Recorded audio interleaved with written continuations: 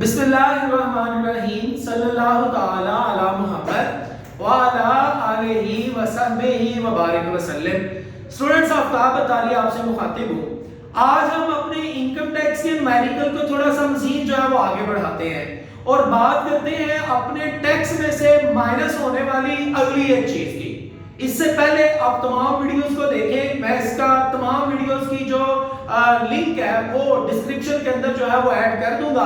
आप उस पर क्लिक करेंगे तो आपको इनकम टैक्स के न्यूमेरिकल की जो प्लेलिस्ट है वो सामने आ जाएगी। आप वन बाय वन तमाम लेक्चर्स जो है वो सुन सकेंगे।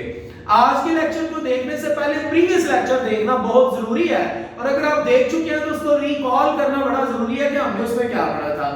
हमने ये पढ़ा था कि एक शख्स का टोटल जो टैक्स निकलता है उस टैक्स में से भी उसको कुछ चीजें माइनस करने की इजाजत है। एक चीज जो माइनस करने की इजाजत है वो क्या है? वो तो है जनाब के जो टीचर और रिसर्चर है उसको उसकी सैलरी इनकम के ऊपर 25% जो है वो माइनस करने की इजाजत मिलती है टैक्स में से। उसका रूल प्रॉपर क्या है उसको आप जो है वो प्रीवियस लेक्चर में देख लीजिएगा। आज हम फर्दर दूसरी चीज को पढ़ने जा रहे हैं कि और हमें क्या माइनस करने की इजाजत है। तो जनाब आज दूसरी चीज ये है कि अगर हमारा बाहर के मुल्क से कहीं से आमदनी हमें मिलती है तो उस आमदनी पर हम क्योंकि बाहर पे टैक्स पे कर चुके होते हैं, लिहाजा आपको वो वाला टैक्स यहां से माइनस करने की इजाजत मिल जाती है। उसके लिए हमारे पास फार्मूला क्या है, रूल क्या है, वो जरा देखिएगा जनाब। उसके लिए रूल ये है कि आपने जो फॉरेन इनकम टैक्स बाहर के मुल्क में पे किया है आप उसकी अमाउंट लिख लें, पहली चीज ये है। दूसरे नंबर पे आप ये वाला फार्मूला यूज करें। फार्मूला क्या है? Tax payable divided by taxable income multiply by foreign income. तो जनाब इससे जो हमारे पास अमाउंट आएगी उस अमाउंट को भी यहां पर लिख रहे हैं। अब आपके पास यहां दो अमाउंट्स हो चुकी हैं। अब आप चेक करेंगे इन दोनों में से कौन सी अमाउंट जो है वो लेस है, कौन सी कम है। तो जो अमाउंट इन दोनों में से कम होगी वो आपको अपने टैक्स टोटल टैक्स में से माइनस करने की इजाजत होगी। जो टैक्स आपने पे करना है ना उस टैक्स में से आपको इन दोनों में से जो अमाउंट कम होगी वो माइनस करने की इजाजत होगी। तो उसको हम कहते हैं ये क्या है जी,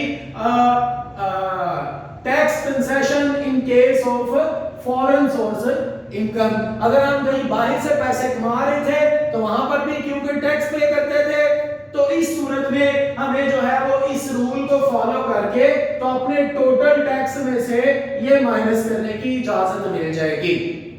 इसके बाद जो तीसरी चीज हमें अपने टैक्स में से माइनस करने की इजाजत है वो क्या है जी? एवरेज रिलीफ और टैक्स रिबेट। ये टैक्स रिबेट या एवरेज रिलीफ जो है इसका रूल क्या है?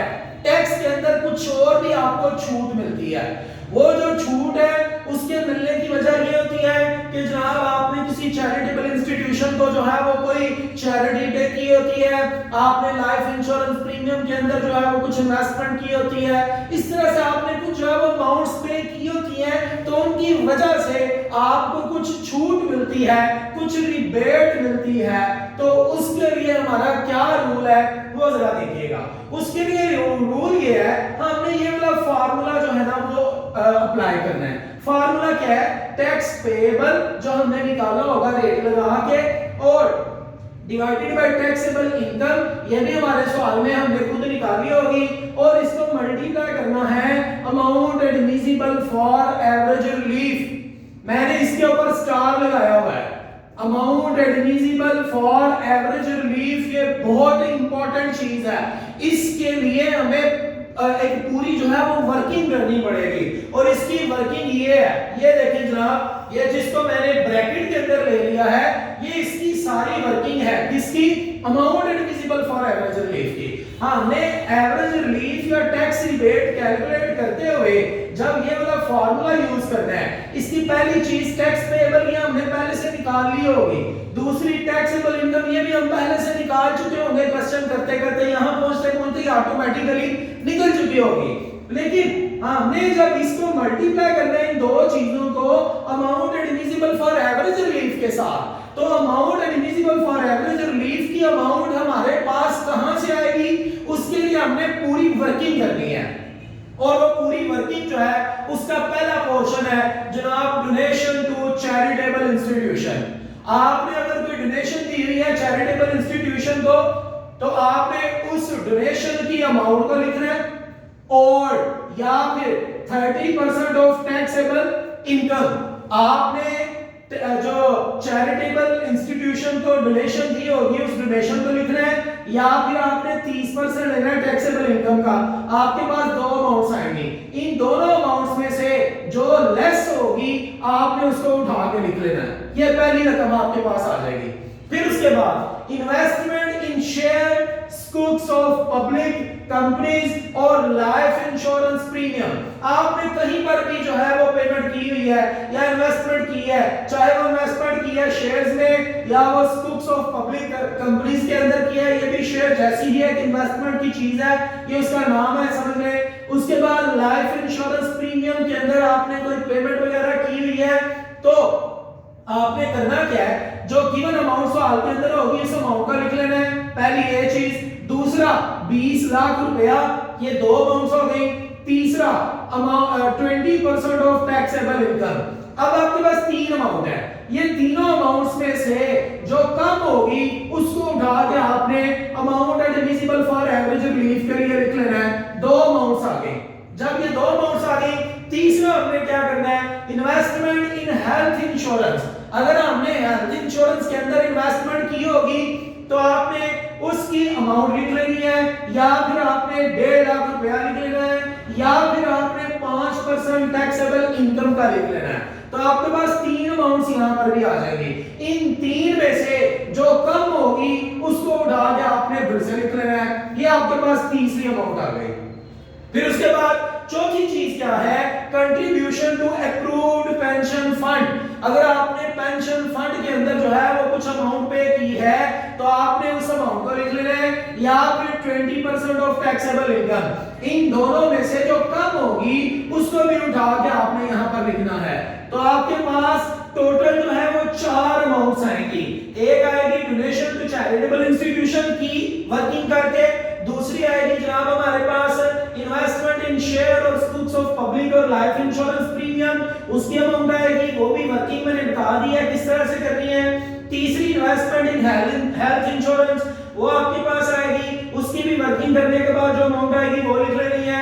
और तीसरा जो है वो चौथी जो चीज है वो है contribution to approved pension fund, इसकी भी वर्किंग करके जो हमारे पास कम वाली अमाउंट होगी उसको भी लिख लेना है। तो इन चारों अमाउंट्स को जब हम टोटल कर लेंगे तो ये वाली जो हमारे पास अमाउंट निकलेगी इसको हम कहेंगे total amount admissible for average relief. तो इस वाली अमाउंट को उठा के आपने लाके यहां लिखना है amount admissible for average relief. मतलब ये वाली नीचे जितनी भी थी ये सारी की सारी जो है वो वर्किंग थी। किसकी वर्किंग थी?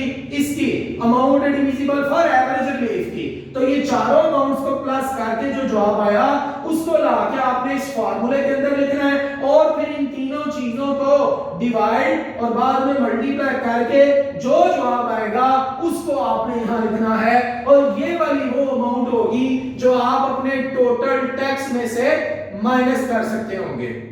तो ये जहां पे अभी हमने टैक्स में से जो तीन चीजें माइनस होनी थी उनके ऊपर आज अपनी बात जो है वो मुकम्मल कर ली है। पहली चीज माइनस होनी थी सैलरीड पर्सन जो है उसको, सॉरी जो टीचर और रिसर्चर है उसको सैलरी के ऊपर टैक्स कैलकुलेट करके तो जनाब उसका 25% माइनस करने की इजाजत मिलती है। दूसरा tax concession in case of foreign जो है वो सोर्स ऑफ इनकम, अगर आप बाहर के किसी मुल्क से पैसे कमा रहे हैं और ऑलरेडी आप वहां टैक्स पे कर रहे हैं तो उस सूरत में आपको जो है वो पाकिस्तान में भी टैक्स में से कुछ अमाउंट की छूट मिल जाती है और उसकी वर्किंग क्या है वो लिख लिया।